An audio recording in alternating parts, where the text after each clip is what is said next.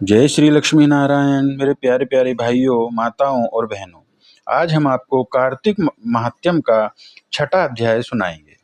तो आइए पाठ करते हैं कार्तिक मास के छठे अध्याय की। नारद जी कहने लगे कि हे ब्राह्मण, कार्तिक मास के महात्म्य का विधि पूर्वक वर्णन करिए। ब्रह्मा जी कहने लगे कि हे नारद, तुम बड़े सज्जन पुरुष हो, जो लोगों के हित के लिए ऐसे प्रश्न करते हो। अब मैं ऐसी कथा तुमसे कहता हूँ जिसके सुनने मात्र से पापों का नाश हो जाता है। हे नारद, सूत जी इसी नेमिचारण्य तीर्थ में सोनकादि 88,000 ऋषियों से कहते हैं कि हे ऋषियों, साधुओं का सत्संग अति पवित्र होता है और संसार के पापों के भय को दूर कर देता है, ज्ञानियों को मोक्ष देता है, कामना वालों को की कामना पूरी करता है। श्री गंगा जी पापों को नष्ट कर देती हैं, चंद्रमा ताप को दूर कर देता है, कल्प वृक्ष दीनता को नष्ट कर देता है, परंतु साधु समागम पाप ताप और दीनता तीनों को नष्ट कर देता है। इसका आधा क्षण भी मोक्ष का देने वाला हो जाता है। इतनी वार्ता सुनकर ऋषि कहने लगे कि हे सूत जी, आप कृपा करके कार्तिक महात्म्य इतिहास तथा प्रसंग सहित सुनाइए। सब तब सूत जी कहने लगे कि हे ऋषियों, एक समय भगवान कृष्ण से कमल जैसे नेत्रों वाली श्री सत्यभामा जी कहने लगी कि मैं धन्य हूँ और मेरे माता पिता भी धन्य हैं, जिनके मेरे जैसी कन्या उत्पन्न हुई। जिसके पति आप भगवान हुए, आप 16,108 रानियों में से अधिक मुझसे प्रेम करते हैं। जिस कल्प वृक्ष की पृथ्वी के लोग बात तक नहीं जानते, वह मेरे आंगन में लगा हुआ है। अतः मैं आपसे एक बात पूछना चाहती हूँ। आशा है मेरे हित के लिए आप वह बात अवश्य बताने की कृपा करेंगे।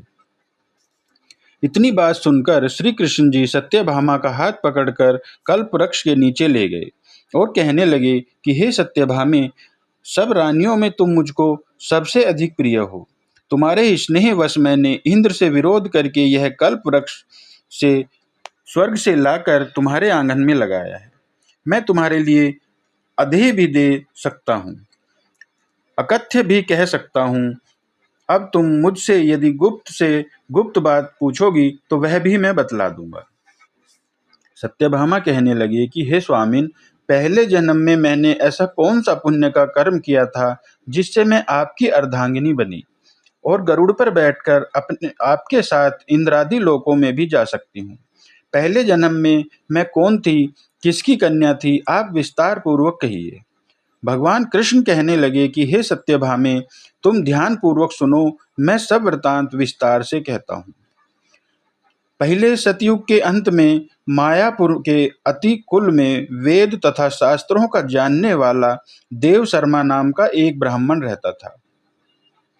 वह सूर्य का भक्त था तथा दिन रात अतिथियों की सेवा किया करता था। उसके कोई पुत्र नहीं था, परंतु बड़ी आयु में उसकी एक कन्या उत्पन्न हुई, जिसका नाम गुणवती था। देव शर्मा ने चंद्र नामक अपने एक शिष्य के साथ अपनी कन्या गुणवती का विवाह कर दिया। चंद्र पिता के समान उसकी सेवा करता था। एक दिन देव शर्मा अपने दामाद के साथ लकड़ियां काटने के लिए हिमाचल के समीप गया। वन में इधर उधर फिरते हुए उन्होंने एक महाभयंकर राक्षस को देखा। उसको देख के दोनों भागने में असमर्थ हो गए और दोनों ही उस राक्षस के हाथ से मारे गए। परंतु उस क्षेत्र के प्रभाव और अपने कर्मों के कारण हमारे बैकुंठ धाम को प्राप्त हो गए, क्योंकि जैसे मेघ से बरसा हुआ जल सब नदियों द्वारा समुद्र में प्रवेश करता है, वैसे ही गणेश, शिव, सूर्य, विष्णु किसी भी देवता की उपासना की जाए हमको ही प्राप्त हो जाती है। इसी प्रकार वे दोनों सूर्य के भक्त हमारे दूतों द्वारा विमान में बैठाकर हमारे लोक को प्राप्त हो गए। उन दोनों का मरण्य सुनकर गुणवती बड़ा रुदन करने लगी और पुकारने लगी कि हे पिता, हे पति, तुम्हारे बिना मेरा निर्वाह कैसे होगा? मैं किस प्रकार जीवित रह सकूंगी? तुम मुझे छोड़कर कहाँ चले गए? मेरे अन्न तथा भोजन का प्रबंध कैसे होगा? मेरे लिए अब कोई ठिकाना न रहा।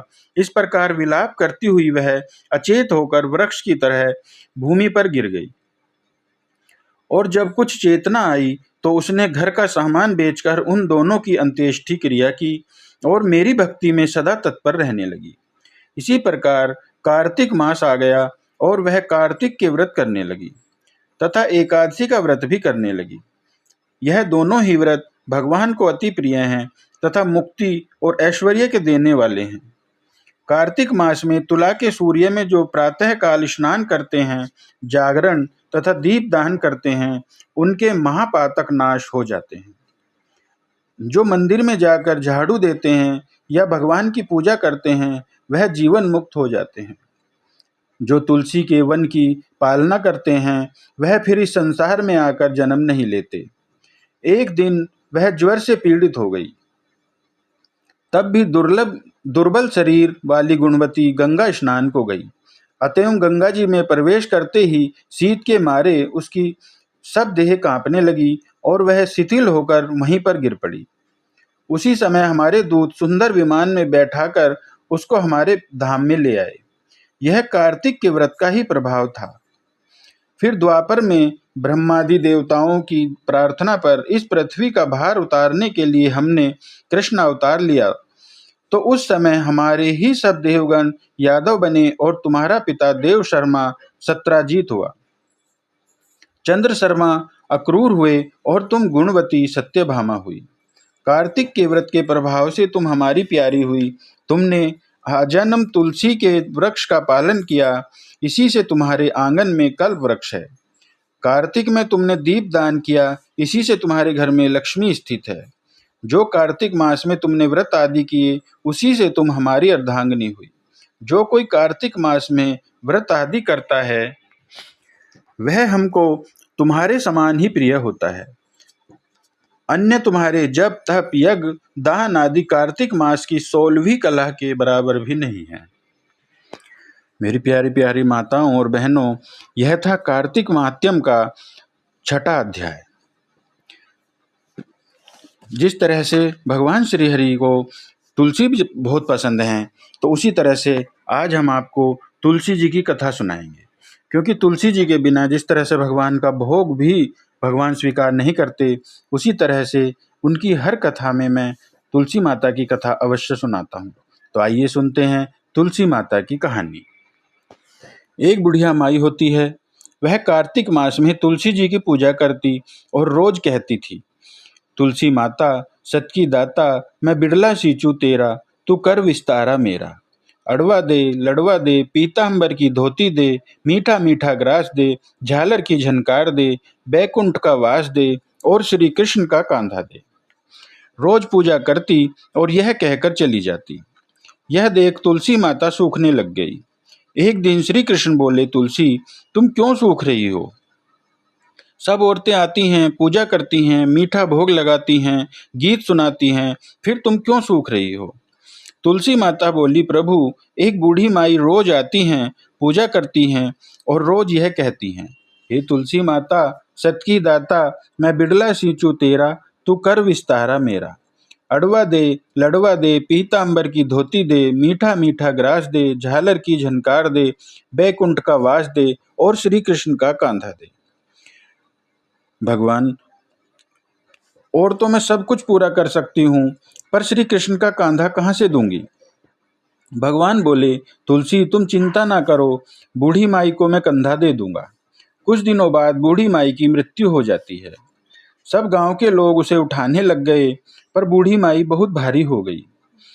कुछ लोग कहने लगे कि यह तो बहुत पूजा पाठ करती थी, कुछ कहने लगे कि यह बहुत पापिन थी, इसीलिए भारी हो गई है। तभी वहां पर भगवान एक बालक का रूप बनाकर आए और बोले, भाइयों मैं भी बूढ़ी माई के कानों में कुछ कहना चाहता हूँ। लोग बोले, ठीक है भाई, तुम भी कुछ कह लो। तब भगवान बोले, बूढ़ी माई अड़वा ले लड़वा ले, पीतांबर की धोती ले, मीठा मीठा ग्रास ले, झालर की झनकार ले, बैकुंठ का वास ले और ले श्री कृष्ण का कांधा भी ले ले। इतना सुनते ही बूढ़ी माई हल्की हो गई और इस तरह से श्री कृष्ण के कांधे पर बैकुंठ को चली गई। तो यह थी तुलसी माता की कहानी। जय माता दी, जय श्री लक्ष्मी नारायण भगवान।